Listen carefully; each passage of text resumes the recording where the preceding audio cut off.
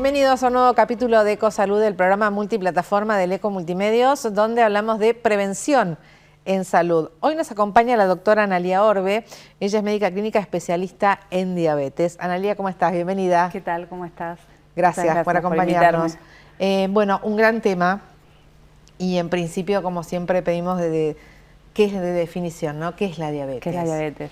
Bueno, la diabetes es una condición crónica, yo siempre hablo de condición crónica, que se manifiesta principalmente por que se altera la regulación de la glucemia en sangre. En general, los pacientes diabéticos, el común denominador es que, más allá del tipo de diabetes que tengan, regulan mal los niveles de glucemia en sangre, ¿sí? Claro. Todos tenemos cierto rango de glucemia en sangre que nos mantiene vivos, eso es algo normal.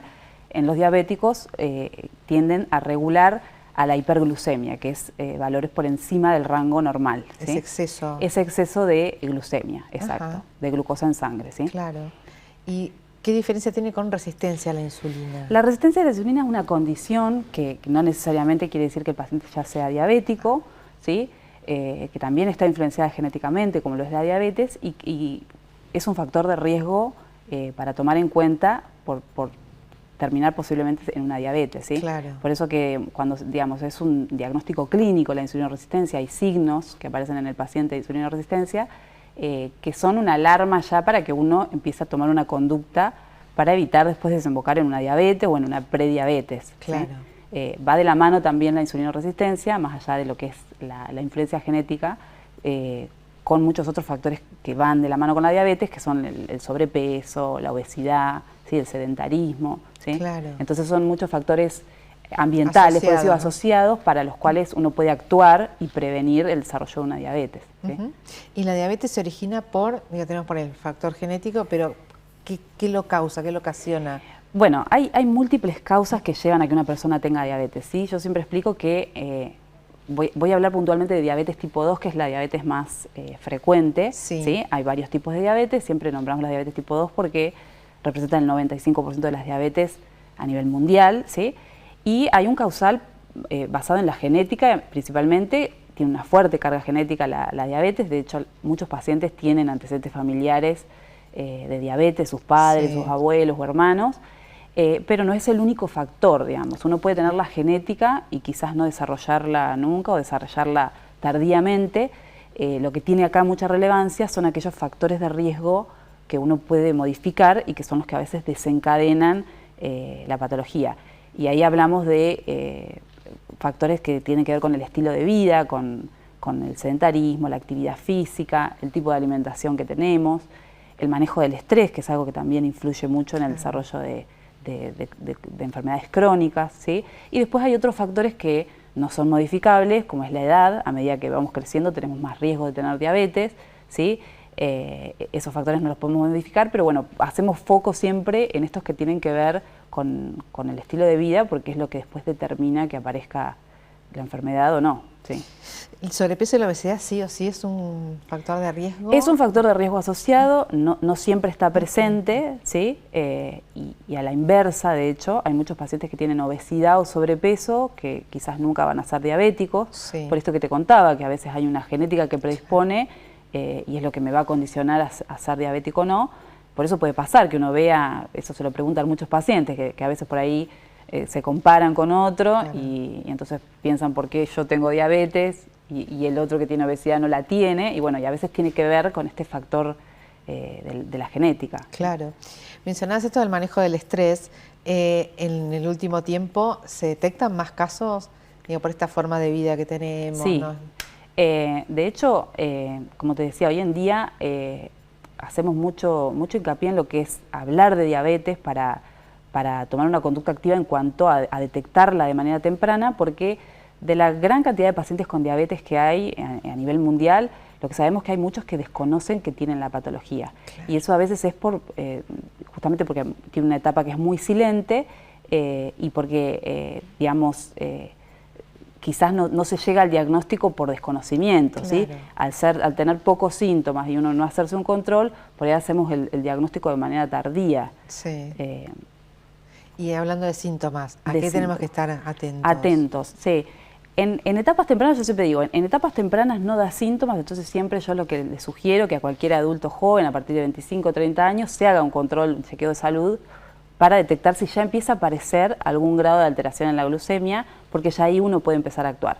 En general, uno puede tener una alteración en la glucemia durante muchos años hasta que empieza a tener síntomas bien claros de diabetes, que son los que siempre nombramos. Los síntomas que nombramos siempre son el aumento de la micción, orinar mucho, tener mucha sed, tener mucha hambre, bajar de peso, sentirse cansado, agotados. Ya todos esos síntomas agudos que nombramos son síntomas de una etapa bastante más avanzada de una diabetes, ya cuando el cuerpo no puede sostener más esa desregulación, entonces aparecen esos síntomas que son muy marcados. Esa etapa uno trata de no llegar a esos síntomas, sino de detectarla de manera temprana, que es justamente cuando casi no nos da síntomas, donde la detectamos con un análisis de laboratorio de los habituales que nos hacemos. El famoso chequeo clínico anual, por ejemplo. Exacto. Ya uno puede detectar si hay una prediabetes, que es un estadio como un gris previo a la diabetes, donde uno ya puede empezar a tomar conductas para evitar pasar a una diabetes o para tenerlo más controlado. Así que sí, eso es hacer foco en la prevención, en el diagnóstico temprano, más allá de los síntomas típicos, ¿sí?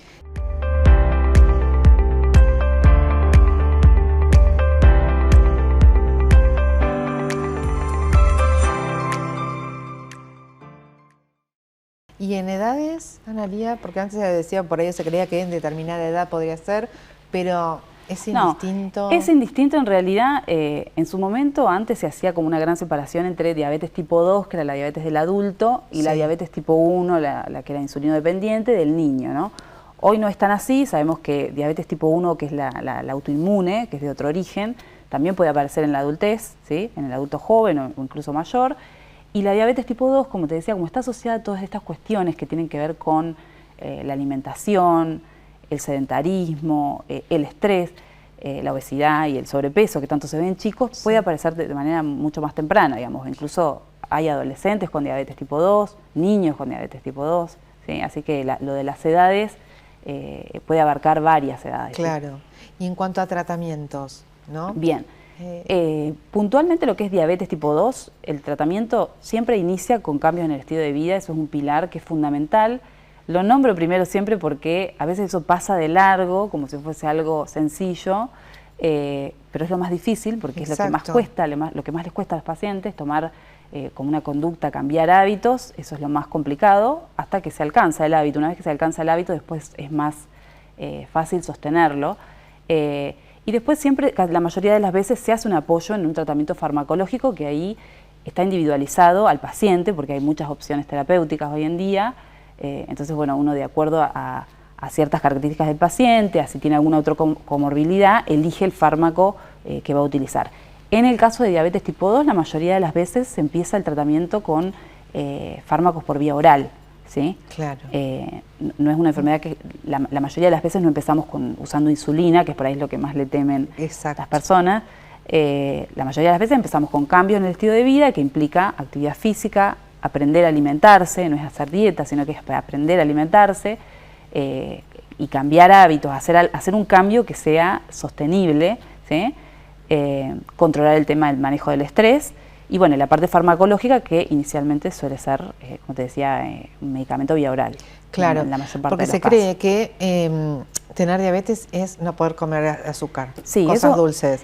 ¿No? Es un error, en realidad nosotros, exacto, siempre hablamos de que uno tiene que conocer cómo son qué alimentos son los más peligrosos para saber con cuáles uno tiene que tener más cuidado, ¿sí? En el servicio donde trabajo yo, que hacemos los talleres de diabetología, hacemos mucho hincapié. Contanos cuál es el servicio. En el servicio de neumofisiología, en el ex dispensario, sí. Hacemos talleres de diabetes con pacientes con diabetes, con prediabetes, incluso también van familiares de pacientes diabéticos, y trabajamos muchas cuestiones relacionadas con el diagnóstico, con aceptar lo que es una condición crónica que implica tomar conducta, y con lo alimentario. Sí. ¿Sí? Es un taller que le damos mucha importancia porque facilita la adherencia al tratamiento, que el paciente, digamos, tome una conducta activa en su patología, y trabajarlo de lo alimentario es, digamos, fundamental para sostenerlo, digamos, ¿sí? Y entender esto de que no hay alimentos prohibidos, siempre decimos nosotros, ¿sí? Hay alimentos que son más peligrosos que otros, ¿sí? Claro. Uno tiene que tratar de tener una conducta alimentaria eligiendo los alimentos más saludables, ¿sí? Y después, bueno, obviamente a veces puede pasar que uno coma algún alimento que no es el ideal, ¿sí? Pero eso que tenemos que tratar de que no sea la regla, ¿sí? Claro, pues decir, no puedo, es como decir, no puedo comer nunca más. No. Y esto genera como Eso, frustración, generalmente angustia. es un error eso, ¿sí? Que pensar que uno no tiene que, digamos, suspender harina, suspender, ¿sí? Uno tiene que aprender cómo alimentarse de la manera más sana y después siempre algún permitido va a haber, digamos, ¿sí? En la medida que uno lleve ciertos cuidados, claro, no es tan estricto y en general no suspendemos comidas, digamos, ¿sí? Y hay opciones, porque a veces por ahí he escuchado, muchos dicen que por ahí en supermercados, como que no hay alimentos que digan, ¿no? Aptos sí, para diabéticos o... En realidad lo que es, claro, lo que es, digamos, algo procesado, ¿no? Claro. No hay mucho, digamos, no es necesario ir a comprar uno que diga apto para diabético, porque en realidad cuando vamos y miramos, no son muy diferentes a otras cosas, por ejemplo, que puedas hacer en casa o algo más sencillo que uno pueda tener en casa. La mayoría de las veces no es necesario ir a comprar algo ni que sea de color verde, ni que tenga un título que diga para diabético. ¿Sí? La mayoría de las veces es ordenarse con lo que uno tiene. Además también uno se adapta a las costumbres de cada persona, ¿sí?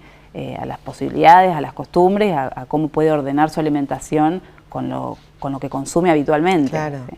Decías esto, que la importancia en estos talleres que hacen, que la familia se involucre, ¿no? Sí. Porque el tema del alimento, tenés que alimentarte, sí, es así, y cómo funciona en familia, en familia. ¿no? Y si además todos comen lo mismo, sí, ¿no? Exacto.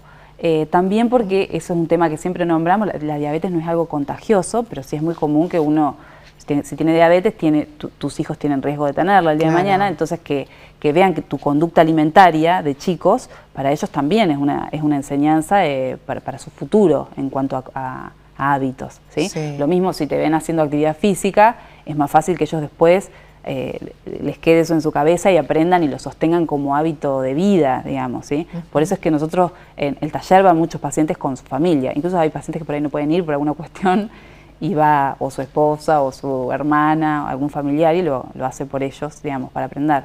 Exacto. Porque además no es nada diferente a lo habitual. Claro, y son conductas sanas en realidad. Exacto. Que beneficia a todos. Benefician a todos, exacto. ¿No? En general el diabético no debería por qué tener un plato aparte, esa es la realidad, y tener que tener restricciones, por ejemplo, cuando va a un cumpleaños, cuando va a una fiesta, no debería ser eso una limitación, digamos. Claro. Pensaba en esto también en los más chicos, por ejemplo, ¿no? Sí. Que por ahí se despierta el tema de diabetes, ¿es difícil para ellos adaptarse o es más fácil que para un adulto? Y al principio en los niños lo que pasa, un poco depende del tipo de diabetes que tienen, ¿sí? Y digamos el tratamiento que se les hace. La mayoría de las veces suele ser un shock en la niñez por lo que implica para los padres cuidarlos y controlarlos con el tema de lo alimentario y con los controles de glucemia. No es algo que no se pueda lograr, de hecho siempre uno en esas cuestiones trata de trabajar en equipo, ¿sí? Para que las personas pierdan miedo y la familia se acostumbre a trabajar. Hace poco, la semana pasada, participé de unas jornadas que organizó la Sociedad Argentina de Diabetes, donde había gente de varios países y hablaban justamente de formas de encarar lo que es esta temática en niños, y en un lugar contaban que hacían campamentos con niños, todos diabéticos, para que ellos entre pares empezaran a trabajar cuestiones de temores, de controles. Exacto. Y ver que hay otros que le pasa lo mismo. Y ver que hay otros que les pasa lo mismo, ¿sí?